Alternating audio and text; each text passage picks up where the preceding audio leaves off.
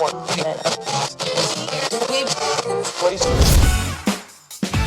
matters. Be heard.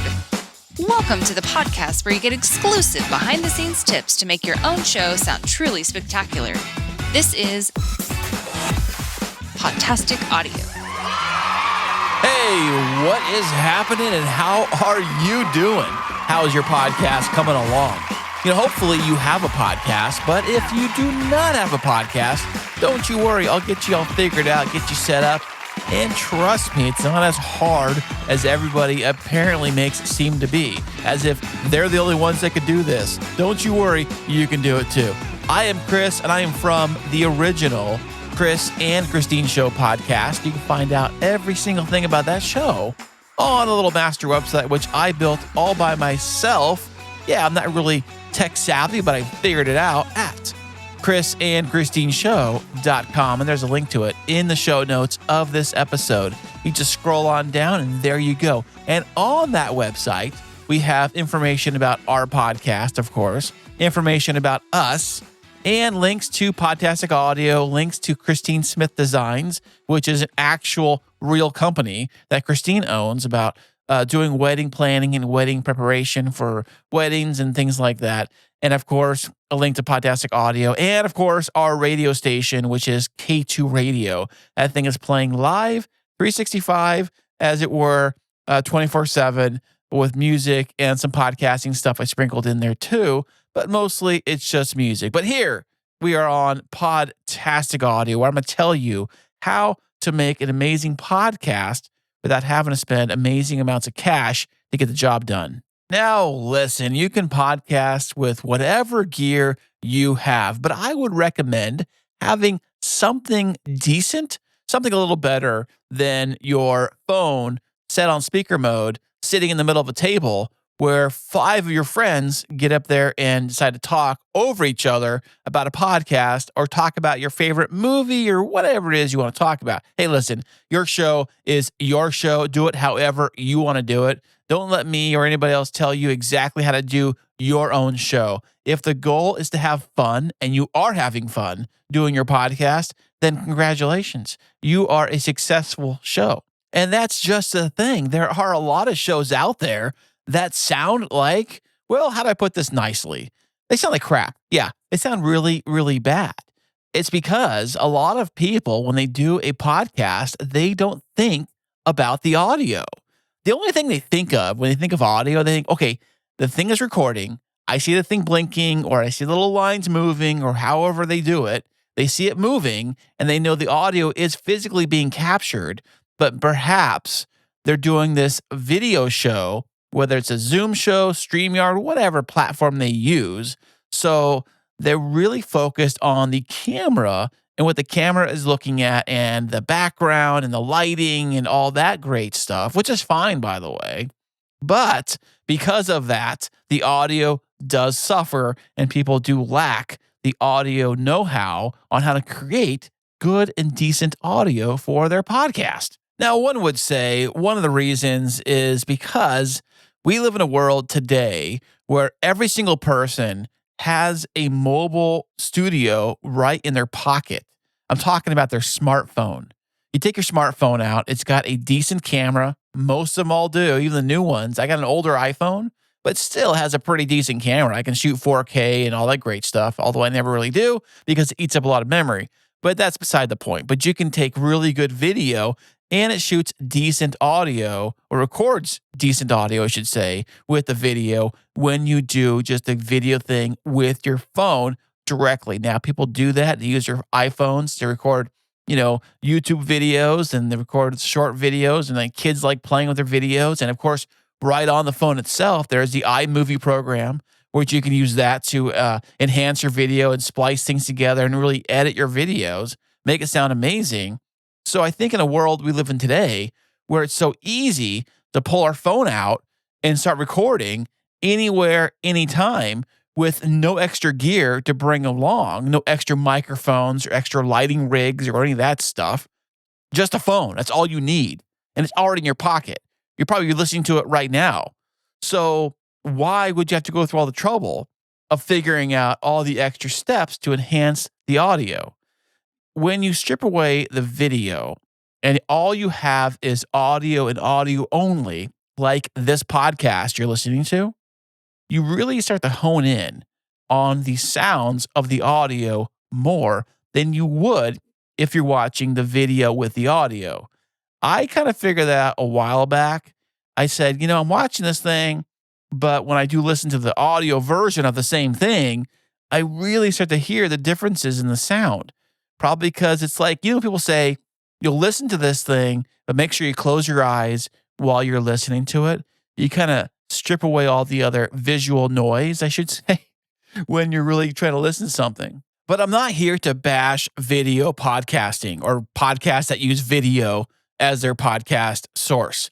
That's fine and all. I love that stuff too. I just can't physically sit and watch two talking heads or two people talking for the entirety of an entire podcast episode. If it's say like an hour in length, I don't think I can sit and watch them talk the entire time. That's why I prefer the audio version. Now, people who listen to audio podcasts, I would have to assume that they're very busy people. Like they're always on the go. They are busy professionals.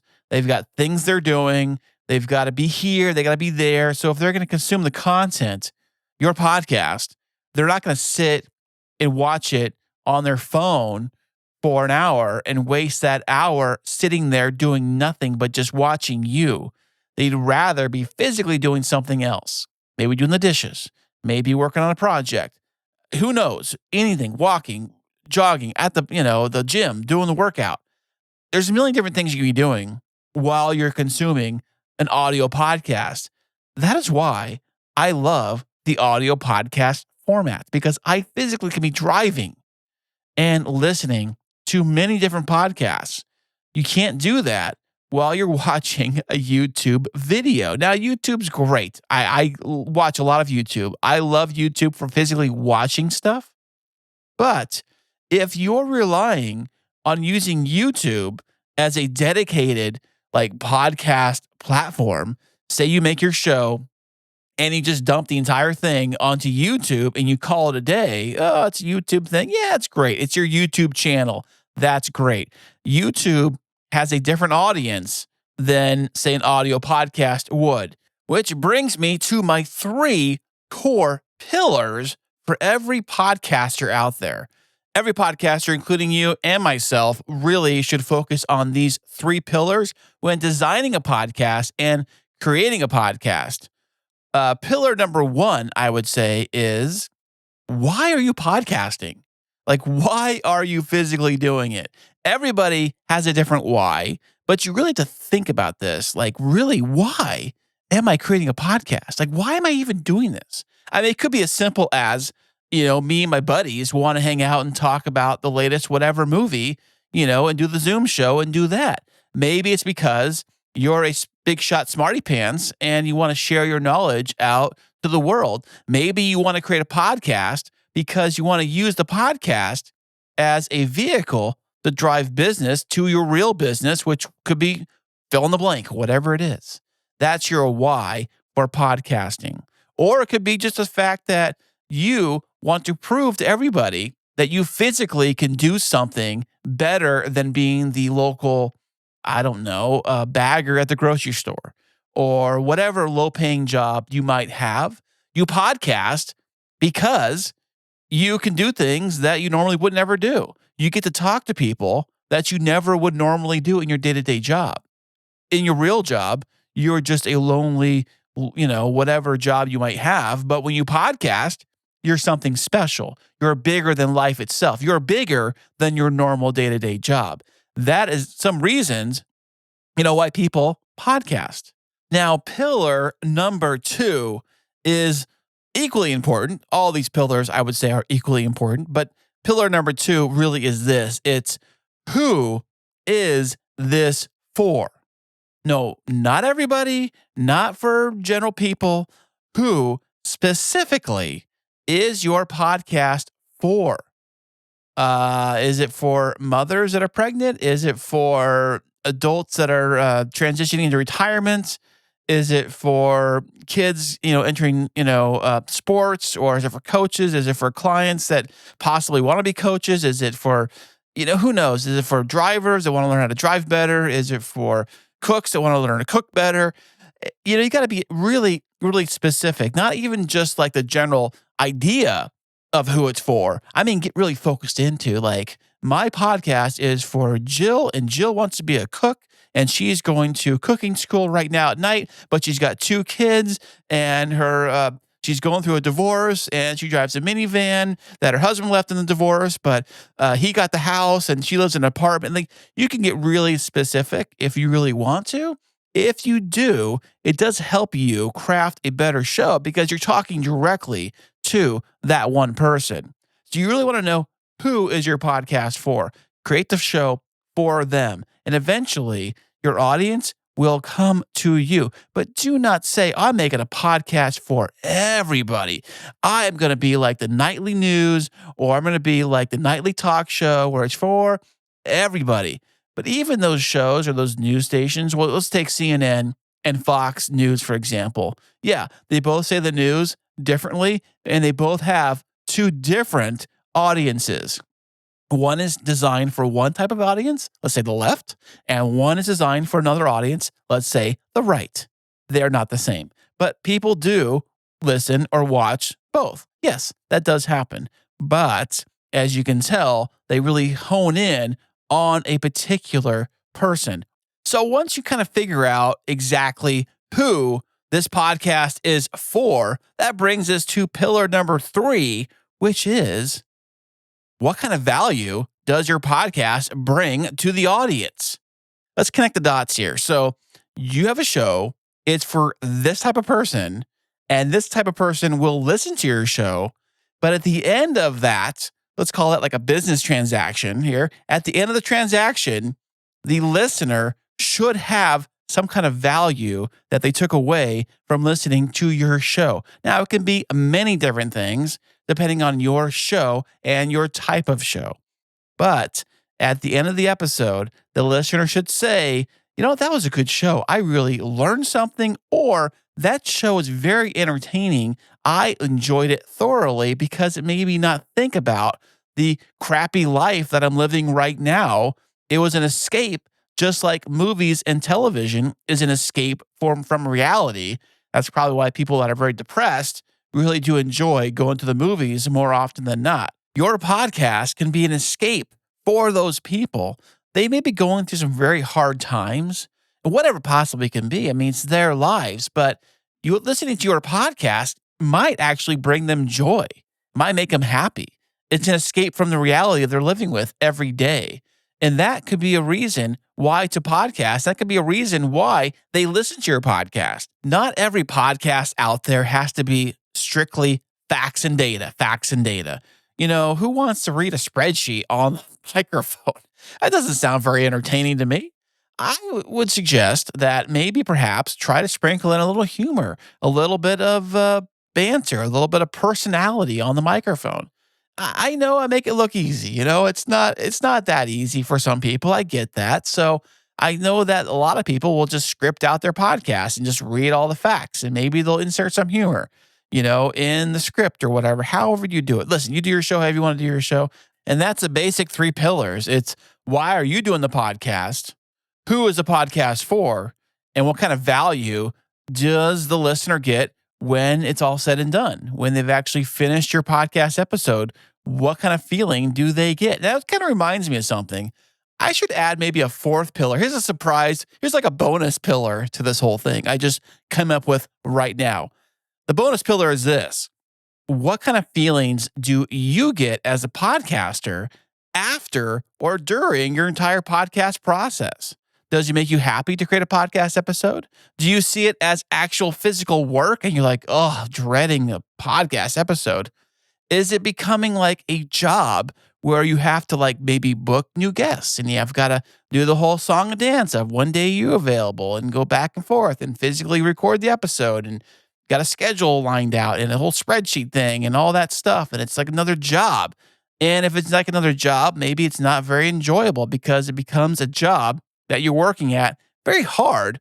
and you're dedicating a lot of time to do it, and you're not making any money doing it. Or maybe you're making a little bit of money doing it, but it's definitely not enough to quit your real job over. So if you can podcast for a few years without ever making a single penny podcasting, you can do it with a smile every time you do it, then you're on the right track. But if you've been podcasting for, say, 1 year and you're wondering, where's the cash? How come I'm not making any money? I got to start making money with this thing. That's on you. You can go ahead and do that. But I do realize that the more fun you're having, the more enjoyment you're having doing something for free, then eventually things will turn around. Podcasting is a long game. It doesn't happen overnight. You're not instantly going to start a podcast and within like 10 episodes, all of a sudden, have money rain from heaven and you're rich and quitting your day job. I know there's YouTubers out there that make it look like they've been YouTubing yesterday and they've got, Lamborghinis and Ferraris that just bought just now. Check that out. I've been YouTubing for like a day and I'm a millionaire. Yeah, okay. That never happens. It rarely happens.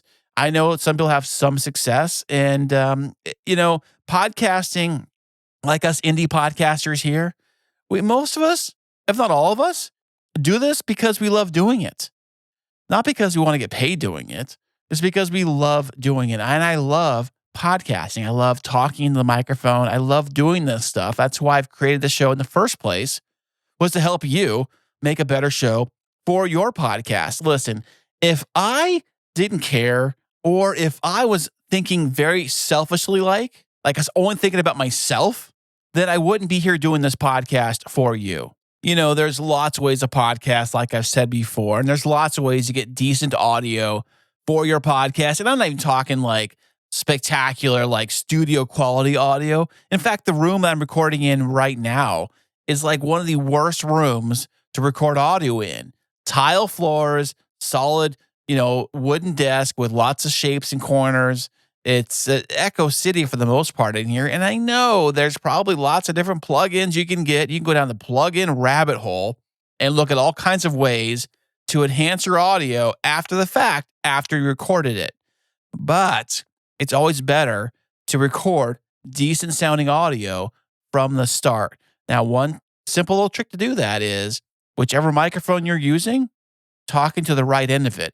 Yeah, I know it sounds like a no-brainer, right? But you would be surprised with those Blue Yetis out there. People are using those things incorrectly, set on the wrong setting, facing the wrong way, talking on the wrong end, from far away, picking all the room reverb up. To eliminate some of the room reverb, here's a simple little trick. Get really close to your microphone, not like eating the microphone, but fairly close to it.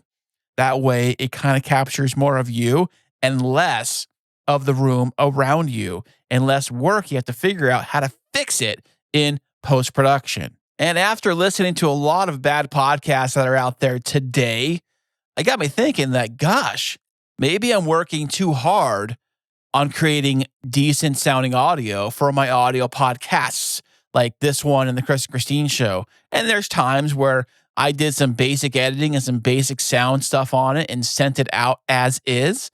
And it was great. It sounded great and it was fine. The thing is that as long as it sounds better than a lot of the crappy other podcasts out there, then you're golden. People will gravitate towards a better sounding podcast than some hot garbage podcast that sounded like it was recorded in the bathroom on a Blue Yeti. I don't care what the content is. I mean, sometimes people will, say, oh, I'll forgive the bad audio if the content is really, really good. But you can never catch up to a slow start, meaning that if your podcast comes out with garbage audio and just garbage, and by the time you actually get to the real good content, it's already too late. People have tuned out.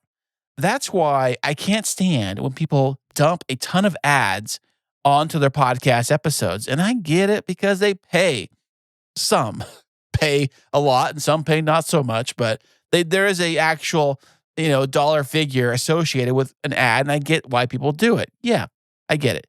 But, I can very easily skip on my podcast player with my phone or whatever device I'm using, skip it, skip, and I'm on to the content. In fact, every single podcast that I listen to that has ads in their podcast, I never listen to them anymore. I just skip them and get to the content. And that's how I do my listening for my podcast. And I'm sure that if you're putting a lot of ads in your podcast, there's a good chance that's also happening to you in your show. So just keep that in mind, that just because you put an ad out there in your podcast episode does not guarantee that the listener actually listened to it. This is not live television. This is not live radio where we have no choice but to sit here and listen to it. With radio, I guess you can turn the volume down and kind of wait till the music comes back or whatever. But here in podcasting land, we could just hit skip, and we're on to the content. Oh, and I almost forgot. Now we're speaking about pillars for your podcast.